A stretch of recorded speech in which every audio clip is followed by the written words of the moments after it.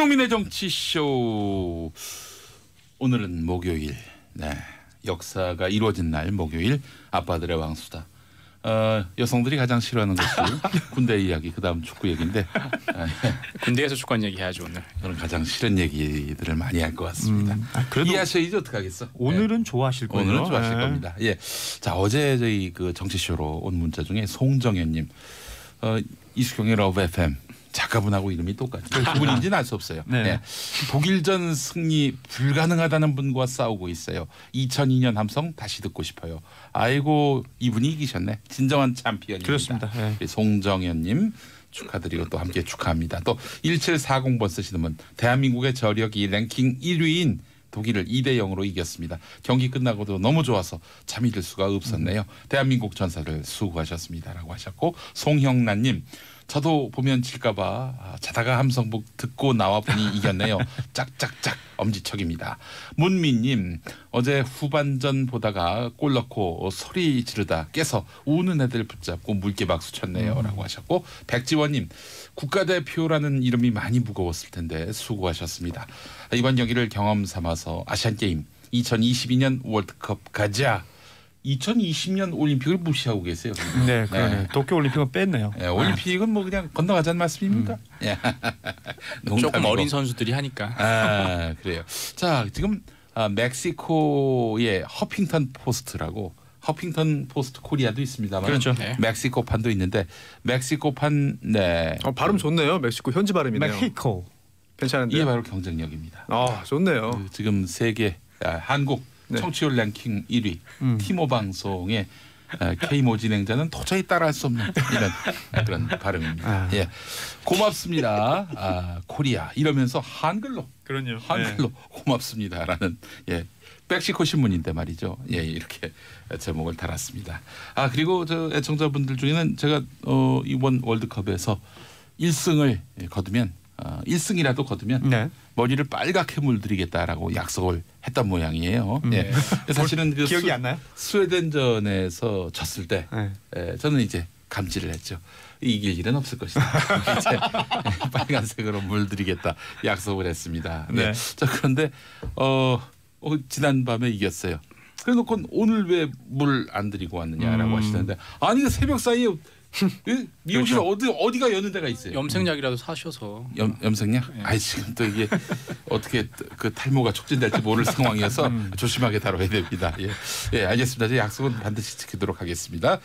그리고 지금 멕시코의 각종 커뮤니티에서는 손흥민 선수를 거의 성자로, 조현우 선수를 거의 뭐 구세주로 이제 멕시코 패러디하는. 대통령 선거 나가도 될 것 같아요.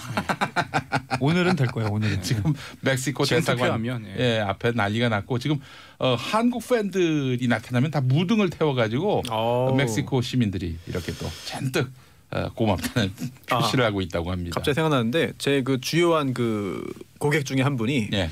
멕시코 양궁 국가대표 감독을 지냈어요. 예, 그래서 예. 현지에서 사업을 크게 하고 있거든요. 예. 한번 연락 한번 해봐야겠습니다. 예. 네, 어떻게 지내나. 알겠습니다.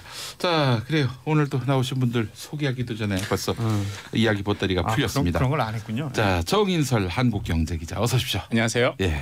자, 그리고 고현준 시사평론가 나오셨습니다. 네. 안녕하십니까, 고현준입니다. 자, 어제 고현준 평론가가 저희 4부에 나왔는데, 그때 우리 SBS 축구 해설위원 같이 나왔어요.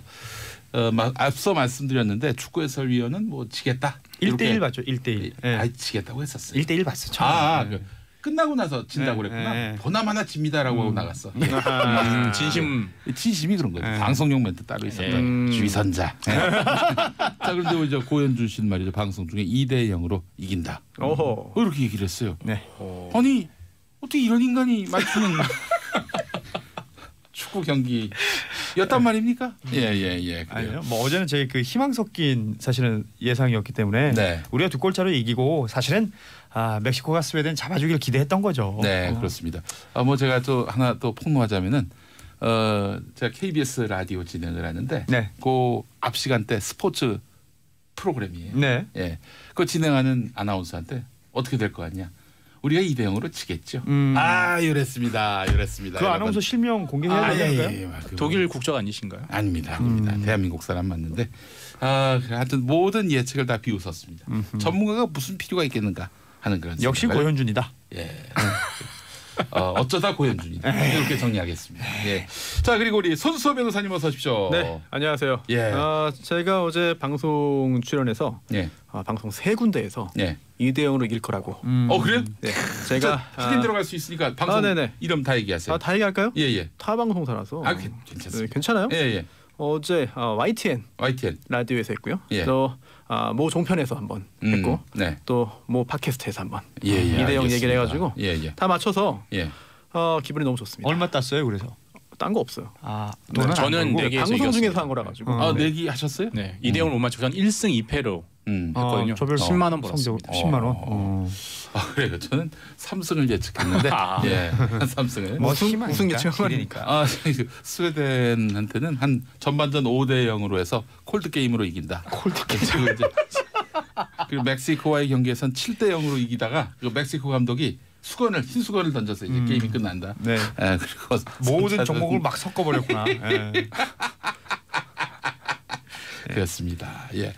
자 그래요. 최윤정님 신랑과 누가 이길지 10,000원 빵에서 졌지만 기분이 너무 좋았습니다라고 하셨고 8841번 쓰시는 분 이세연 선수 이후 최고의 거미선 조현우 짱짱짱 조현우를 발굴한 신태용 감독님 와 신태용 감독이 이제 그야말로 네. 여론을 180도 바꿨군요. 예, 대단합니다. 이거 능력이에요. 이거는 예 세계 1위를 꺾은 대한민국 선수들 짱짱짱 선수와 스태프 모두 고맙고 수고하셨습니다. 대단했습니다. 라고 예. 주셨습니다. 지금 제가 인터넷이나 뭐 각종 매체에서 봤던 것 중에 가장 인상적인 게 세계 1위 독일을 이긴 멕시코, 멕시코를 이긴 스웨덴, 스웨덴을 이긴 독일, 네. 그 독일을 이긴 한국. 끝난 거죠. 한국이 최강입니다 지금. 예. 알겠습니다. 아이고 참. 나 어제 그 독일 관중들의 그 표정은 아주 너무 참담하더라고요. 참담하다는 표현 자체가 그 모든 그 당시 상황과 분위기를 설명할 수가 없어요.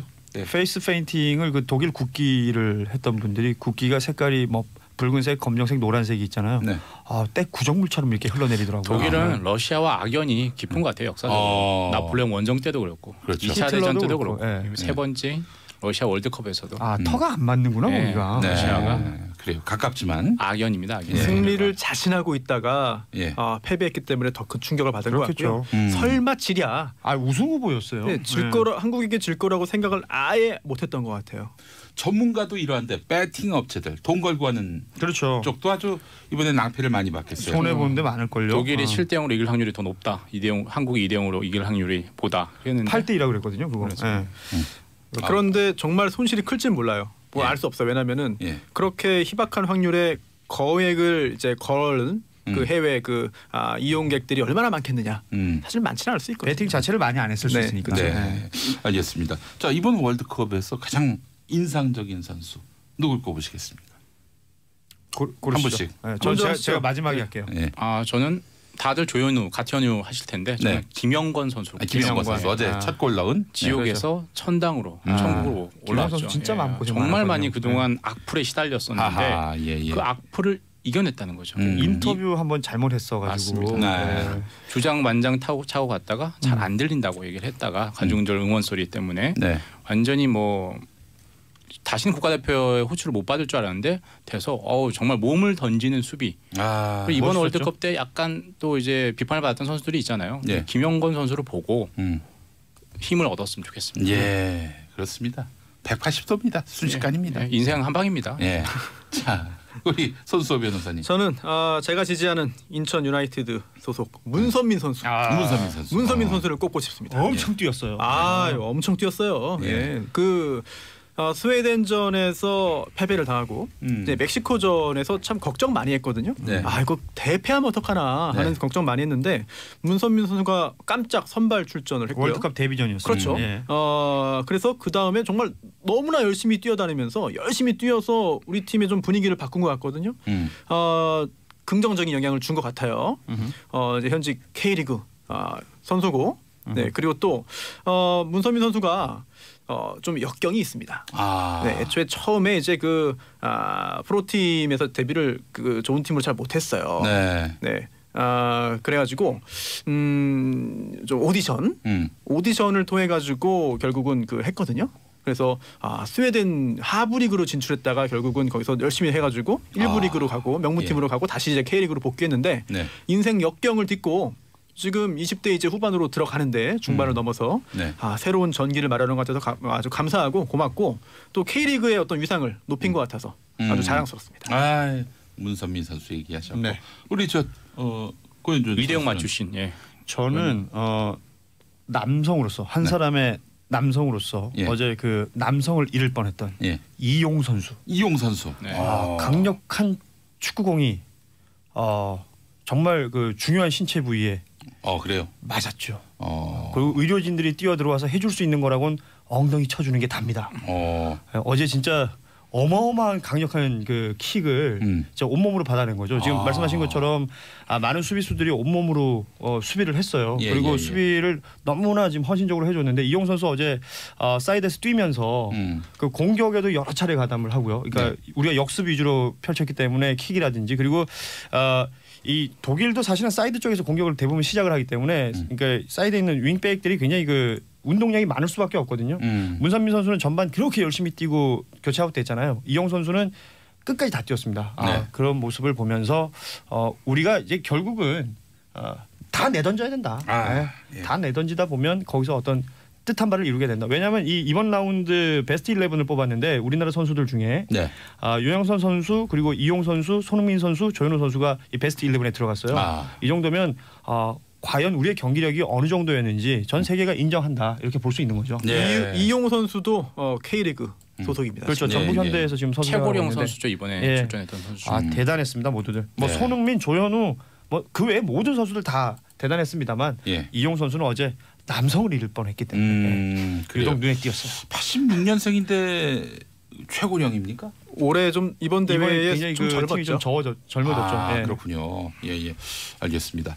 자, 김경은님이 어제 김영권 선수 골 아니라고 할 때 난감했는데 비디오 판독 보고 안심했어요라고 하셨고 비디오 판독 결과도 뜻대로 안 나오면은 이제 러시아로 갈 마음을 가질 뻔했다 이런 또 메시지를 이번에 보내셨습니다. 진짜 월드컵이 아니라 뭐 비드컵이다, 바드컵이다 이렇게 얘기를 하잖아요. 그러니까 정말 비디오 판독 때문에 우리가 멕시코전, 스웨덴전 다 힘들었고, 그런데 이번에는 독일전에서 그나마 그렇게 됐던 것 같고요. 희한하게 대부분의 이 VAR의 그 수혜를 입은 팀들이 유럽 팀들이 많았거든요. 자꾸 이렇게 그 못 알아듣게 약자로 말하지 말고. 비디오 어시스턴트 레퍼리. 그렇게 얘기할 수는 없는 겁니까? 이렇게 얘기하면 더 못 알아듣잖아요. 그렇구나. 어차피 못 알아듣는 거. 그러니까 이 비디오 판정이라는 게 결국은 그 주심의 판단을 도움을 주는 건데 워낙에 뭐 요즘은 기술이 발달돼 있으니까 놓칠 수가 없는 거죠. 그렇죠. 어제 김영군 선수의 그 골 장면 같은 경우에는 처음에 업사이드 기를 선심이 들었잖아요. 근데 이 업사이드라는 건 결국 우리 공격수 발에서 출발한 볼보다 우리 선수가 상대 수비보다 안쪽에 들어가 있을 때 그 업사이드가 이렇게 선정이 되는 건데 어제는 그 독일의 크로스 선수 발에서 시작된 공이었기 때문에 크로스 아주 정확했죠. 그렇죠. 크로스가 진짜 크로스 잘했다 이런 얘기를 하는데 김영권 선수의 골은 뭐 두말할 것 없는 골이었죠. 근데 이번에 축구 비디오 판독은 야구 비디오 판독하고 달라서 야구는 그 해당 선수나 구단에서 요청하면 받아들여서 하는 건데 축구는 전적으로 주심이 알아서 하는 거거든요. 그래요. 그래서 이번 경우에 좀 비디오 판독이 정말 공정성에 문제가 많다 이런 얘기가 있는 거죠. 사실 그 이번에 그 비디오 로 판정하는 것이 우리나라 K리그에서는 작년에 도입됐습니다. 그렇죠. 이번에 월드컵에서는 처음이고요. 또 심지어 각국의 그 리그 중에 이게 도입되지 않은 나라가 훨씬 더 많아요. 그래서 우리나라 선수들이 여기에 대해서 좀 적응을 많이 했기 때문에 불이익 안 볼 거다라는 예상을 했는데 사실 이런 새롭게 도입된 제도는 어떻게 운영하느냐에 따라서 상당히 좀 영향이 있거든요. 큰 덕을 못 봤지만 그래도 마지막에 그래도 억울한 일을 피할 수 있어서 다행인 것 같습니다. 자, 이승원님 어제 우리 아들 말이 FIFA 온라인 1위가 FIFA 랭킹 1위를 이겼다고 하는데 이게 무슨 말이에요? 게임 좋아하시네요. FIFA 온라인은 게임입니다. 게임이기 때문에 뭐 아주 유명한 축구 게임이죠. 그래서 이 축구 게임을 하는 유저들이 자신의 팀을 선택할 수가 있거든요. 이분은 아마 아드님이 그러니까 대한민국 국가대표팀이 본인의 팀인가 봐요. 그러니까 FIFA 온라인에서 1위를 하고 있죠. 지금 대한민국 국대가. 그런데 FIFA 랭킹 1위는 아시는 것처럼 독일이고요. 독일을 이긴 거죠. 온라인이 오프라인을 이겼군요. 뭐 그렇게 볼 수 있습니다. 알겠습니다. 이번에 또 인상적이었던 게 야구는 9회 말부터, 축구는 인저리 타임부터. 결승 월드컵인 것 90분 같아요. 다 지나고 난 다음에 네, 골 세 다 골 다 터졌어요. 저희 추가 시간 때 네. 넣었거든요. 우리는 왜 또 오늘 같은 날 자꾸 야구 말씀을 하십니까? 또 축구 얘기로 쫙 가지. 네, 계속 야구 말씀하시네. 네. 예. 축구 얘기도 하면서 야구 얘기도 해야죠. 예, 그렇습니다. 못 쓰겠네. 네, 그러니까 아이고 왜 오늘 같은 날. 예, 오늘 같은 날은 축구 얘기만 해야 됩니다. 예. 그러나 또 이 이야기도 안 할 수가 없습니다. 자, 청와대 소식. 예. 문재인 대통령 와병설로 해가지고 국민들이 많이 걱정했습니다. 어제 정확하게 아침에는 이런 얘기가 없었고 네. 아침에는 이제 그 문재인 대통령 관련해서 원래 오후에 이제 규제혁신회의를 하기로 했는데 이게 예. 문재인 대통령이 딱 봤을 때 너무 회의가 준비가 안 된 것 같다. 그래서 연기를 한다라고 얘기를 했었는데 예, 그때도 예. 그 기자들이 청와대 대변인에게 대통령 어제 그저께 일정도 취소됐거든요. 그때는 또 기후 날씨 때문에 네. 뭐 가는 게 연기됐다라고 했었는데 근데 이게 불과 4시간 만에 오후에 이제 문재인 대통령이 심한 감기 몸살로 인해서 예. 금요일까지 병가를 내고 모든 일정을 취소한다. 오늘 원래 제임스 매티스 미 국방장관과 그 만나기로 했었거든요. 이 일정도 취소를 했습니다. 예. 근데 가만히 생각해보면 문재인 대통령 그동안 일정을 생각해보면 정말 살인적인 일정이었어요. 거의 뭐 마일리지 뭐 장난 아니고 세계를 거의 다 돌았거든요.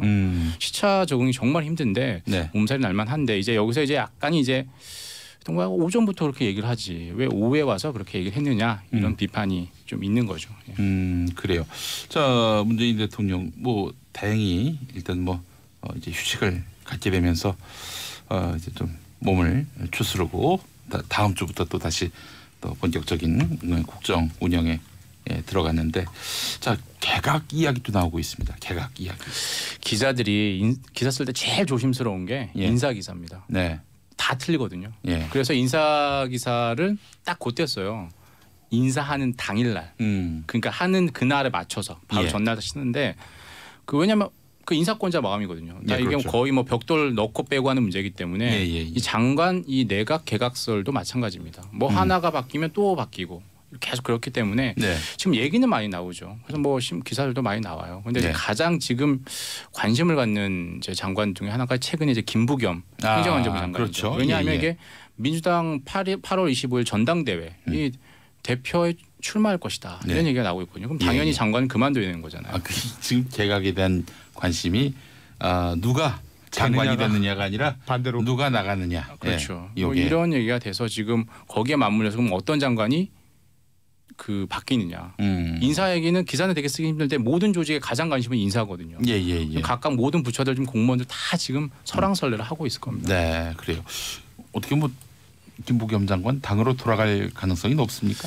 저는 나갈 것 같습니다. 아, 그래요. 지금 이해찬 의원하고 뭐 가장 뭐 이해찬이냐 아니냐 뭐 이 얘기를 하던데 네. 저는 확장성 측면에서 김부겸 장관 가대가 훨씬 낫지 않을까 이런 지난주에 생각을 합니다. 이 차명진 전 의원이 여의도 UFC에 나와서 이해찬 의원이 당 대표가 되면 좋은 거다. 자유한국당으로서는. 아 그렇죠. 김부겸 장관이 되면 좀 곤란하다. 이렇게 얘기를 했는데 또 반대 얘기일 수도 있어요. 그렇죠. 그 입장이 뭐 기만 전술일 수 있다. 그렇죠. 예. 자유한국당은 지금 다른 당 대표가 누가 되는지와 그걸 신경 쓸 틈이 없을 거예요. 그럼요. 네. 그거는 정말 해가 얘기할 의미 걸려있는데. 논의할 가치조차 없는 거죠. 사실. 예, 알겠습니다. 지금 자유한국당이 누굴 걱정합니까? 지금? 알겠습니다. 자, 이런 가운데 문재인 대통령 연수원 성적 이야기가 또 화제가 되고 있어요. 그러게 말입니다. 이게 27일 날 김의겸 대변인이 정례 브리핑에서 네. 이런 얘기를 했는데 네. 사법연수원 성적이 차석이었다는 걸로 가름하겠다 뭐 이런 네. 말을 했어요. 이게 27일 날 중앙일보의 그 김현기 워싱턴 총국장인데요. 시시각각이라는 칼럼에 글이 하나 올라왔는데 이 글이 제목은 트럼프의 입 문재인의 A4 용지라는 제목이었습니다. 네. 내용인즉슨 그 한러 그러니까 푸틴 대통령하고 이제 정상회담 할 때 예.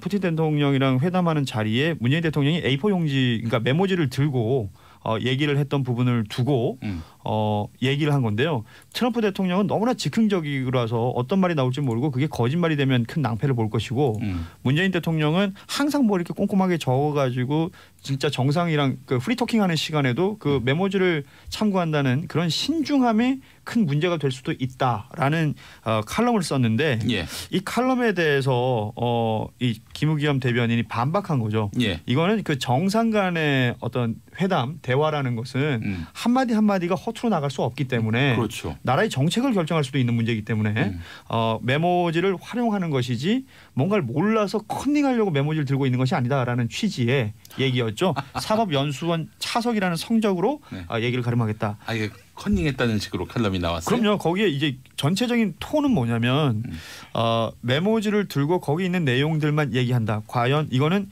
본인 대통령의 의지가 아닌 누군가의 의지를 오다를 받아서 읽는 것이다. 라는 뉘앙스였단 말이에요. 그분은 그 최순실 씨 국정농단 때 제대로 박근혜 대통령을 비판했는지 모르겠어요. 네? 안 했던 것 같아요. 예. 네, 왜냐하면 이게 지금 그 얘기대로라면 과거에 박근혜 전 대통령의 수첩 예. 워낙 유명했지 않습니까? 예. 그 수첩과 이 메모지를 같은 어떤 형태 용도로 칼럼에서는 비판하려고 썼던 것 같은데 네. 이 부분에 대해서는 굉장히 이건 좀 어부성설이다. 이건 뭐 오바다. 이런 반응들이 대부분인 거죠. 대통령이 신중하게 행보하겠다는 건데 그걸 갖고 아이고 참. 3부에서 다시 오겠습니다. 김용민의 정치쇼 3부로 넘어왔습니다. 자, 목요일은 아빠들의 왕수다로 함께하고 있는데 멕시코에 있는 아빠 하나를 한 분 연결해 보겠습니다. 자, 잠시 후에 만나도록 하고요. 예. 자, 그 전에 이제 문자를 좀 소개하겠습니다. 변지수님, 목요일은 아빠들의 왕수다. 정인설 기자님 보려고 보라 틀고 기다려요. 예, 감사합니다. 후배. 네, 그런 것 같아요. 예, 신문사 후배. 후배로 두고 싶네요. 네. 예, 최문정님, 고현준 평론가님, 와이셔츠 위에 팔토시는 신문사 편집국장 컨셉인가요? 잘생긴 얼굴이 묻힙니다. 글쎄요. 아무것도 입지 않았습니다. 그래요. 와이셔츠도 아니고 지금 뭐 토시 이런 것도 없는데. 네, 그렇습니다. 그리고 오선영님, 손수호 변호사님 가르마가 바뀌셨네요. 바뀐 게 아니라 오늘 대충 씻고 나오신 거죠? 뭐 거의 밤샌 거죠? 뭐 약간 네. 네, 알겠습니다. 자, 그래요. 지금 멕시코에 있는 아빠 한 분 만나보겠습니다. 나와 계십니까? 네, 말씀하세요. 아이고, 이범 감독님이시죠? 이웅 감독님이시죠? 이웅 감독님. 아이고, 죄송합니다. 이웅 감독님. 예, 양궁 감독님. 예, 맞습니다. 양궁 국가대표 감독입니다. 예, 그래요. 멕시코 국가대표. 예. 아이고, 그러시구나. 지금 양궁하고 관계없지만 축구 때문에 지금 코리아가 아주 멕시코에서 상종가라고요? 이거 난리가 났었죠. 오늘. 어떻게 난리가 났는지 좀 말씀해 주세요. 저희는 한국 사람이니까 한국이 이겨서 좋고요. 예. 멕시코는 한국 때문에 16강 진출해서 그냥 한국 사람만 보면은 무조건 한국 사람들이 이제 멕시코 사람들이 한국말로 고맙습니다도 배웠고 안녕하세요도 배웠고 그다음에 멕시코 국기에다가 그 중심부에 한국 국기 넣어서 지금 인터넷에 막 날리고 태극 문양을 넣었군요. 예. 그래요. 뭐 문자도 많이 받으셨겠어요. 올림픽 조직위원장이 제일 먼저 저한테 문자 보내갖고 한국 최고다.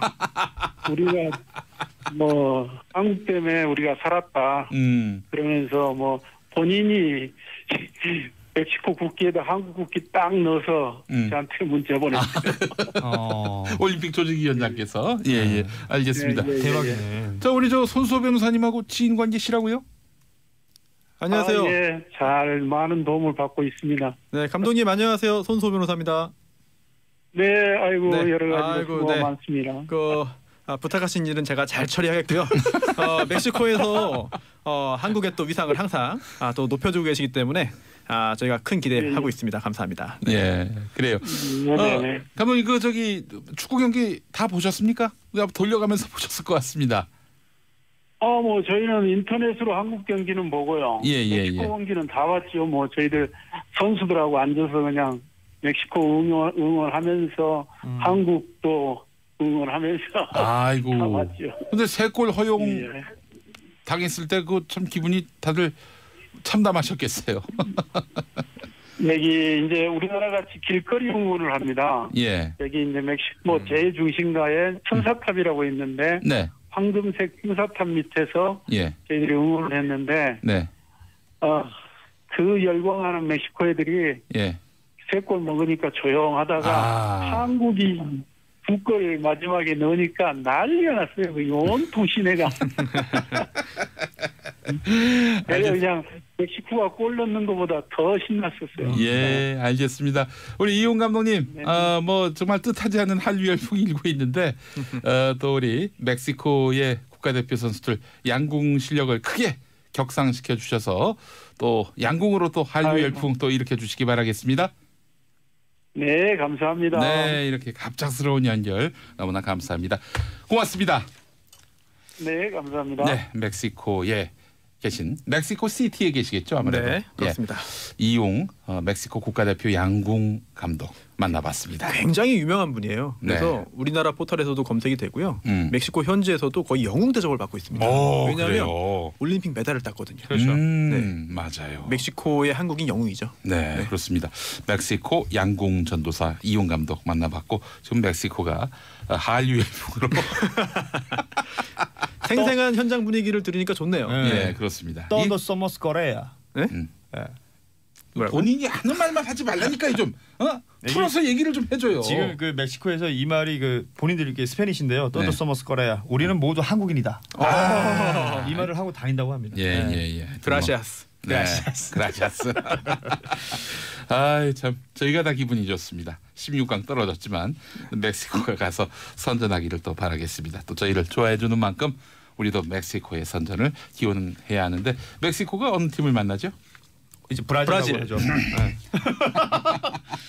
어제 우리가 독일 이겨서 멕시코만 좋아한 게 아니라 브라질, 스위스 다 좋아했습니다. 독일이 떨어졌어. 16강에서 만나지 않았어. 아이고 만인에게 행복을 준 대한민국입니다. 네. 자 그래요.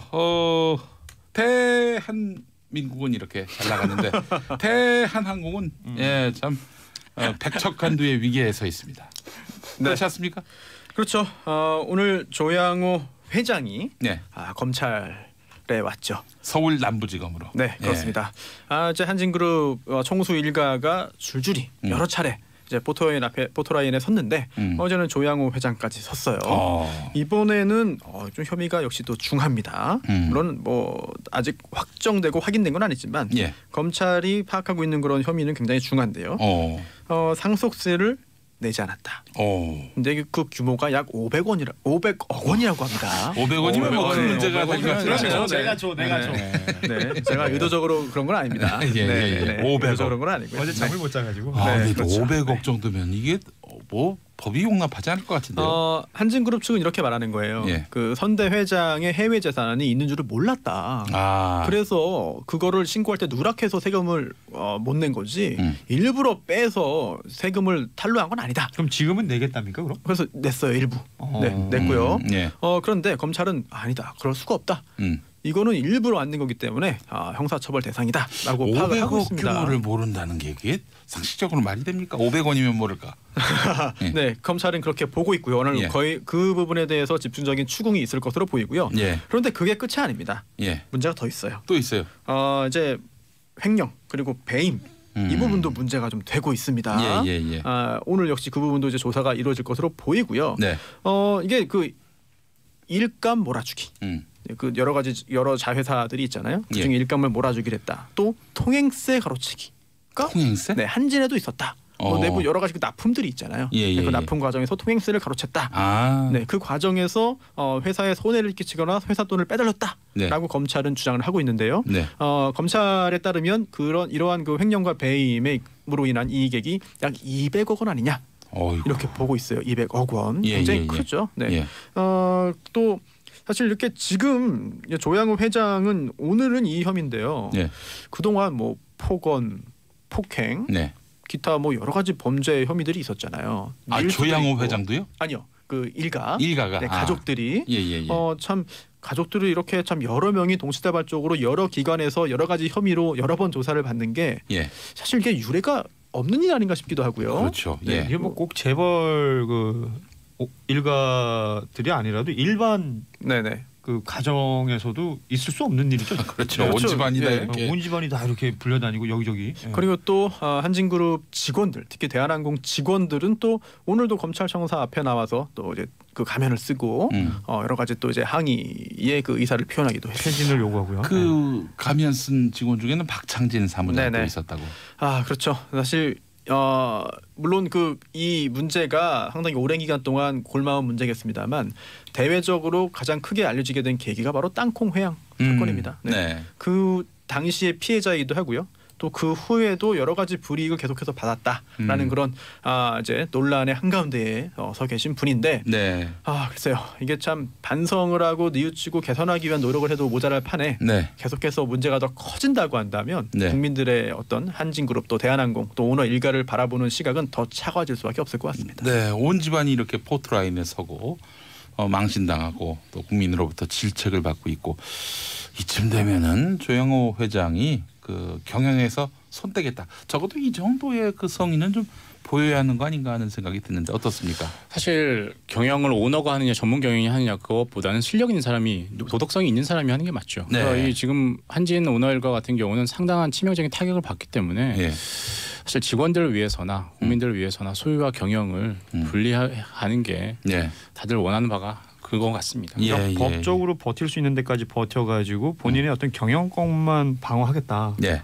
속셈이라면 이거는 뭐 진짜 눈 가리고 아웅하는 거죠. 네, 알겠습니다. 또 하나의 그 쟁점이 진에어 그 대한항공의 그 저가 항공, 저비용 항공사가 정확한 표현입니다. 그 저비용 항공사, 네. 예, 저비용 항공사의 면허를 취소하느냐 마느냐 이게 네. 또 이제 중요한 또 하나의 이슈가 되고 있는데 조현민 전 대한항공 전무 이분이 이제 국적이 대한민국 국적이 아닌데 그 다른 나라 국적임에도 불구하고 진에어의 임원으로 있어가지고 이거는 면허 취소감이다라고 이제 보고 있는 건데 국토교통부가 어떻게 될 것 같습니까?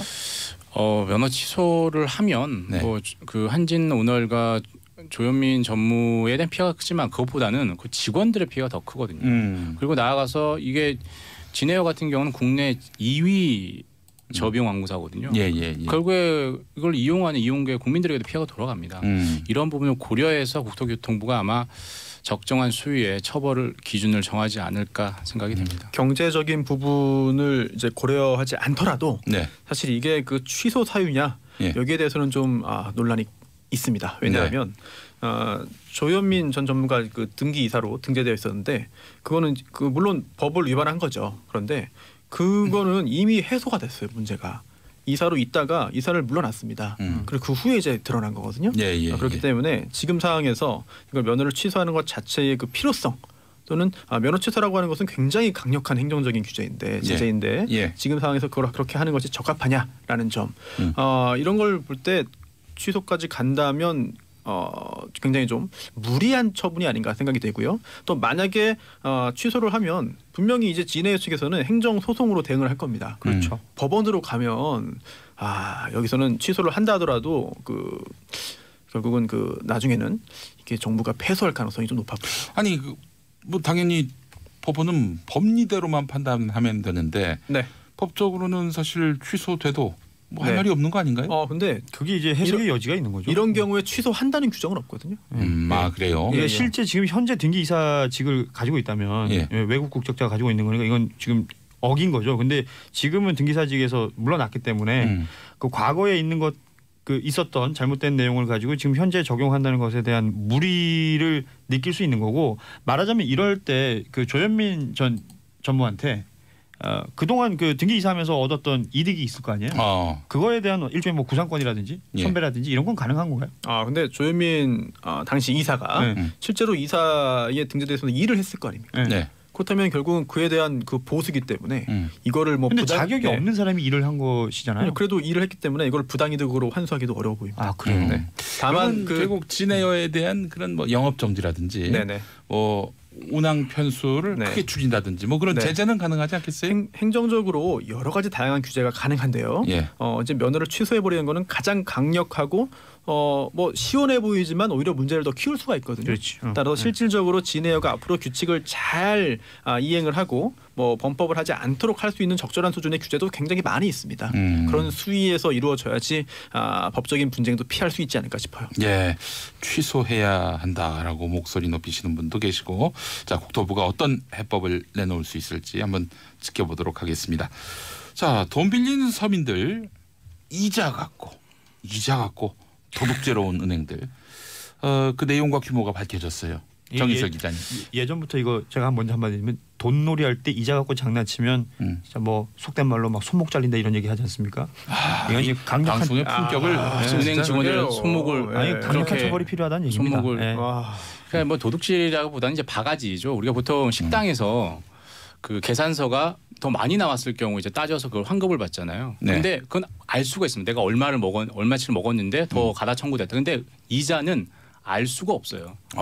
내가 금리가 적정하게 산정이 됐다. 아니면 좀 너무 높다. 알 수가 없어요. 깜깜이죠. 그러니까 이런 일들이 일어나는 거죠. 사실은 이자는 정해지는 대로 난 그냥 그렇죠. 줘야 되는 건 줄 알았어요. 은행 금리라는 건 이제 기준금리. 이거는 그야말로 그냥 원가 같은 거고요. 이건 정해집니다. 거기에 이제 가산금리. 이른바 보통 사업체들이 기업들이 받는 이제 이익에 해당하는 건데 이게 들쑥날쑥인 거죠. 아무도 몰라요. 가산금리는 어떻게 결정되는지. 그 기준을 모른다는 거죠. 맞습니다. 지멋대로 해도 맞습니다. 상관이 없는. 그리고 특히나 은행 같은 경우는 지점장 전결금리라는 게 있는데 지점장 마음대로 움직일 수 있습니다. 이걸 누구에겐 적용해주고 적용하지 않는 건 모르는데 이번에 문제가 된 이제 경남은행, 시티은행, KB하나은행 같은 경우에는 그 보통 이 이자 금리 대출을 받는 사람들의 소득이 높으면 금리를 좀 떨어뜨려주고 담보 가치, 부동산의 담보 가치가 높으면 또 떨어뜨려줘야 되는데 이걸 축소 계산한 거예요. 근데 중요한 건 대출자들이 전혀 그걸 몰랐다는 몇 거죠. 퍼센트라 그러니까 그게 다인 줄 아는 거죠. 우리 통신사 요금이 정확하게 어떻게 책정되는지 모르는 것처럼 은행 금리도 똑같은 거예요. 중요한 건 이제 실수라고 합니다. 그리고 이건 고의가 아니라 과실이라고 하는데 중요한 건 이제 이런 게 있어야 되잖아요. 바가지로 청구한 게 있으면 은행 직원들이 실수해서 더 받아야 되는데 덜 받은 경우가 있어야 되잖아요. 이 덜 받은 경우는 시티은행 정도만 있지. 요번에 가장 많았던 경남은행 같은 경우는 거의 없었어요. 그리고 경남은행 지점에 160곳 정도 되는데 거의 100곳 정도에서 이런 일들이 있었다는 아주 겁니다. 묘한 실수네요. 아주 묘한 실수인 거죠. 실수라고 볼 수가 없어요. 경남은행에서는 이렇게 얘기를 해요. 그 전산 시스템을 교체하는 중에 이런 오류가 난 거다. 어떻게 오류를 이렇게 오류를 꾸준히 냈네요. 그러니까 이렇게 기본적으로 은행에 뭐 어떤 실수든 간에 묵인 방조가 있지 않았을까. 계속해서 기만하는 것 같아요. 이렇게 해명이라고 내놓는 것들이 다 한 번만 생각해 보면 말이 안 되는 소리들을 계속하고 있는 거거든요. 문제는 이제 지금 말씀하신 3개 은행뿐이겠는가? 그 이상도 있지 않겠는가? 이번에 9개 은행을 조사했어요. 규모가 큰 은행들. 그러니까 시중은행들 5군데하고 외국계 은행 2곳하고 지방은행 중에 큰 부산은행, 부산 경남은행을 조사를 했거든요. 그래서 경남은행이 이번에 밝혀진 거고 나머지 은행들까지 조사하면 더 있을 거고 만약에 제2금융권을 보면 아마 더 어마어마할 겁니다. 그러게요. 저축은행, 보험사 이런 데를 보면 금리는 정말 투명하게 공개를 하는 게 고객 입장, 대출자 입장은 맞죠. 그래야지 고객이 또 선택을 할 수 있죠. 금감원도 이걸 추진은 하고 있는데 말만 늘 한다고 하죠. 김윤경님이 맞습니다. 예금 금리는 오르지도 않는데 대출 금리는 칼같이 오르는 것 같아요라고 얘기하셨습니다. 생각해 보면 되게 치사한 겁니다. 그 은행이 이자 가지고 서민들 등친 거나 마찬가지인데. 그래서 징벌적 손해배상 이거 가능하지 않습니까? 지금 우리나라 법 체계상으로는 일반적으로 인정되진 않아요. 그래서 모든 경우에 징벌적 손해배상 제도를 도입하자라고 하는 논의가 국회 차원에서도 있고 또 이제 변호사 단체에서도 노력을 하고 있는데 아직까지는 그러한 제도가 도입되진 않았습니다. 그래서 이런 사례들이 계속해서 등장하면서 일반 국민들 사이에서도 징벌적 손해배상 제도가 있으면 뭐 영미 쪽처럼 큰 아주 거액의 손해배상이 인정되기 때문에 기업체에서 이거를 좀 더 조심하지 않겠느냐. 그렇다면 빨리 도입하자라고 하는 여론이 더 일 수도 있겠죠. 이자율이 정당한지 확인하려면은 개인이 은행에다가 물어봐도 되느냐. 조현수님이 물어오셨는데. 내 금리가 이게 어떻게 책정된 거냐 물어볼 수 있어요. 그런데 여기에 대한 명쾌한 설명을 해주냐 안 해주냐는 은행마다 들쑥날쑥이고 직원마다 들쑥날쑥입니다. 자, 그렇다면 이제 은행이 답변을 해주면 그 은행은 좋은 은행 또 믿을 만한 은행 이렇게 볼 수 있겠고 답변 안 해준다. 그러면 이거는 나쁜 은행이죠. 단 하나 이 법적으로 그 대출자들 우리 고객들이 가질 수 있는 권리가 있어요. 예. 금리 인하 요구권이라는 게 있어요.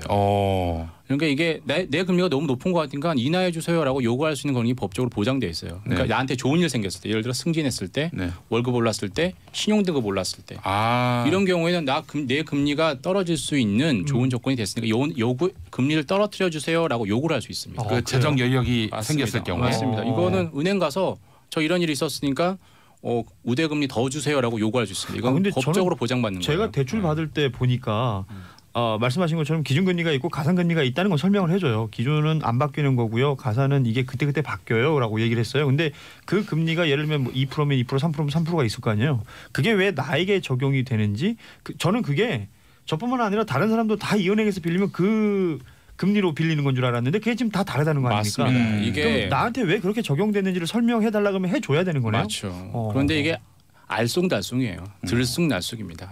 그래서 이걸 투명하게 공개하는 게 사실 명쾌하고 투명한 거죠, 사실. 네, 알겠습니다. 자, 주먹구구식 금리 운용 시스템 이거 전면적인 재조사가 필요하겠네요. 금감원에서 하겠다라고 하는데 중요한 거는 금감원이 과연 제대로 할 수 있냐예요. 왜냐하면 항상 이런 일이 있으면 공동 책임으로 비판을 받거든요. 그럼 그동안 금감원 니들 감독 제대로 안 하고 뭐 했냐 이런 비판을 받는 거예요. 근데 이번에도 금감원이 수술하겠다고 하는데 과연 믿을 수 있냐. 그 팩트 자체를 축소해서 발표할 수도 있다는 겁니까? 이번에 좀 욕 좀 먹고 국민들 입장에서 은행에 돈 빌린 사람 입장에서 좀 금융감독. 근데 은행원들은 아마도 그 영업의 압박을 느껴서 이럴 수도 있습니다. 네, 우리나라 은행들이 말이죠. 사실은 이 재정 여력이 있고 빚을 갚을 능력이 있는 대기업들한테만 이렇게 빌려주고. 그러니까 거기는 엄청 잘해주더만. 중소기업에다가 투자하는 걸 제가 보질 못했어요. 아마 모두 투자는 하겠지만 정말 뭐 어떤 대우가 다른 거죠. 그렇죠. 그래서 사실은 이 가산금리나 뭐 이런 걸로 소비자들 푼돈 뜯어가지고 그렇게 은행이 몸집을 키워왔는데 그러지 말고 은행이 왜 있습니까? 거대 자본이 왜 있어요? 이런 그 미래가 있고 또 전도 유망한 그런 중소기업들 좀 과감하게 투자하라고 그런 은행이 있는 거 아닙니까? 예, 안타깝습니다. 자, 김윤경님 진주인데요. 차 안에서 라디오 들을 때 F3로 주파수 찾으니까 나오더라고요. 아이고 98.7로 잡으셨군요. 98.7. 저 혹시 창원 쪽 가시면 90.9로 맞춰주시고. 불모산에서 나오는. 그렇습니다. 1kW로. 예, 그렇습니다. 자, 그리고 또 부산 쪽에 들어서시면은 황령산에서 1kW로 쏘는 105.7 KNN 러브 FM 또 많이 들어주시기 바라겠습니다. 자, 마지막으로 좋아하는 사람을 성추행한 것은 무죄다. 이런 판결이 났습니까? 근데 이게 이거를 이렇게 이해해야 될지는 약간 좀 의문이긴 합니다. 한 언론 보도에 나온 건데요. 강제추행죄로 기소가 됐어요. 네, 직장 상사였는데요. 이제 회식한 후에 이제 그 계약직 직원이었던 25세 여성 후배 직원을 집에 데려다주겠다라고 해서 택시를 탄 겁니다, 같이. 근데 그 택시 안에서 이제 잠깐 잠들었다가 깼더니 손을 만지고 있더라. 그런데 이제 그 직장 상사였기 때문에 바로 항의를 못했다. 그래서 그 다음 날 직접 이제 회사에서 항의를 하고 또 회사 측에도 징계를 요구했지만 허사였다. 결국은 이제 고소했죠. 고소했고 검찰이 수사했습니다. 그래서 이거는 강제추행이다라고 검찰이 봐서 징역 10월형을 구형했어요. 그런데 1심에서 무죄 판결이 선고됐다는 거죠. 무죄 판결이 선고됐는데 그때 이 기사에 따르면 그 판결문에 그 무죄 이유 중에 하나가 이제 피고인이 직장 상사가 이 후배 이 여성을 이성적으로 좋아했고 또 성적으로 민감한 부위를 만진 것이 아니기 때문에 무죄다. 라는 판단을 했다는 그런 내용입니다. 손 잡은 정도이기 때문에. 왜냐하면 이 강제추행이라는 게 강제로 추행해야 되는데요. 추행이라는 거는 말 그대로 그 성적으로 수치심을 줄 수 있을 만한 그런 부위에 대한 접촉을 말합니다. 그건 이제 남성 중심적 사고고. 손을 만져도 그게 불쾌하면 손 변호사님이 잘 아시네요. 손. 어떻습니까? 사실 이 피고인은 그뿐 아니라 입술도 만졌다라고 주장했는데 아마 그게 인정이 안 된 것 같아요. 네, 알겠습니다. 자, 이미지님 오늘 처음 보는 라디오인데 손소 변호사님 피곤해 보여서 아쉽네요. 어제 네, 오늘 좀 피곤하네요, 진짜. 축구를 보시느라고 아주 여파가 큽니다. 자, 오늘 세 분 감사합니다. 정인설 기자님, 고현준 평론가님, 손수호 변호사님 수고하셨습니다. 수고하셨습니다. 저는 잠시 후 4부 알쓸경제에서 다시 오겠습니다.